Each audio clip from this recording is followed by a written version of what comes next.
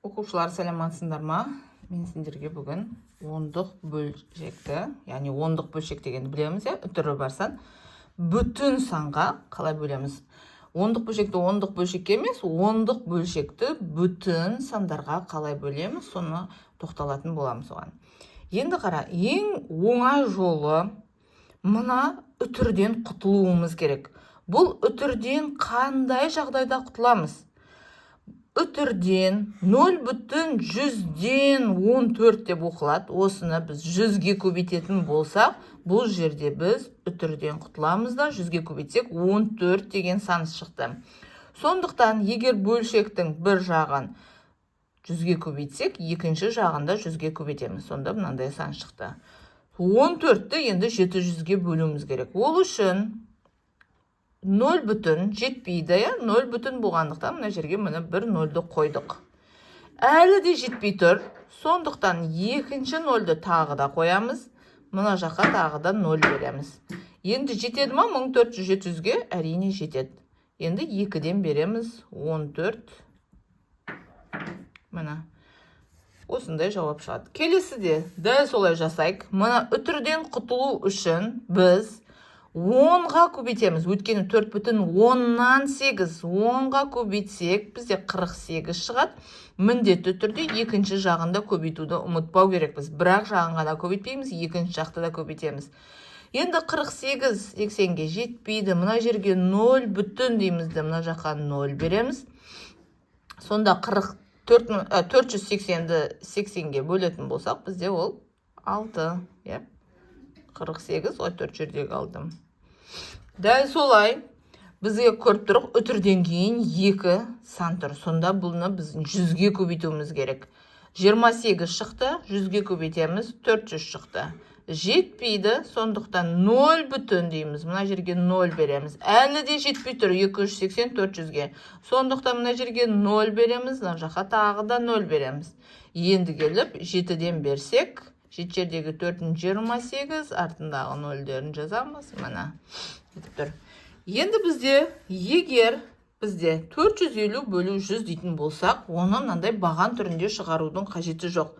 Себебі 100-ге бөлу деген сөз, үтір қайыру деген сөз. Неше артынан бастап, мына жерде 2 сан тұрма, 2 0 тұрма, артынан бастап 2 санға 1, 2 үтірді мына жерге қоямыз. Сонда бізде 4,150 немесе үтірден кейінгі тұрған санның артында 0 болатын болса, оны оқымай қойсақ та болады. 4,5. Екеуі тең.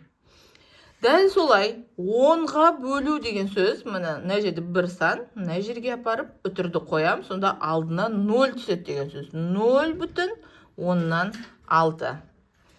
10-ға 100-ге бөлу деген сөз, үтір санды жылжыту деген сөз. Енді келесі, мына жақта қарасақ, үтірден кейін 3 цифры тұр, яғни бұны 1000-ға көбейтілген деген сөз. 1000-ға бірден көбейіп тастайым, менде 12 деген сан шықты. 1000-ға мына жағында міндетті түрде көбейтуіміз керек. Енді 0 бүтін, 1 0-ді қойдым, 120, әлі де жетпейді. 0 де бердім, мына жаққа қойдым, әлі де жетпейді. Тағы да 1 0 қойдым, мына жерге тағы да 1 0 берем. Сонда 12.000 енді 4.000-ға бөлінеді, 3-тен беремін. Сонда 0. Дәл солай, бізде 0,100-ден 3, 6-ға қалай бөлеміз? Тағы да, бұдан үтірден құтылу үшін, бұны біз нешеге көбейтеміз? 100-ге көбейтеміз, өйткені 100-ден 3. Мына бетті де 100-ге көбейттік, мына жерде 3 қалды, енді жеткіземіз енді. 0,30, әлі жетпейді. 0 береміз, мына жаққа да 0 береміз. 300-600-ге әлі де жетпейді. Тағы да 0 береміз, мына жаққа. Екеуімен кезектен кезек, кезекпен кезек 0 беріп отыру керек. Енді барып, 5-тен берсек, как раз 3000 шығады. Дәл солай сияқты 0,10-5. 2-ге бөлу үшін біз нешеге көбейтуіміз керек? 0,10-5-ті 10-ға көбейтуіміз керек. 10-ға көбейтсек, 2-ні де 10-ға көбейтеміз. Мына жақта 5 бөлінген 20 болды. Ол үшін 0 бүтін дедік.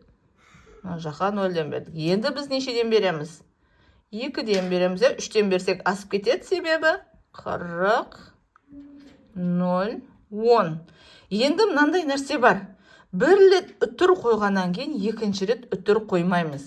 Мына жерге 0-ді қойып, мына жаққа 0 қоймаймыз, ол кезде ары қарай шығара береміз. Сонда 100-ді 20-ға бөлетін болсақ, бізде неше? 5. Сонда бізде 0 бүтін, немесе 5-ті жаңа 20 бөлгенде 0 бүтін 100-ден 25 шығады.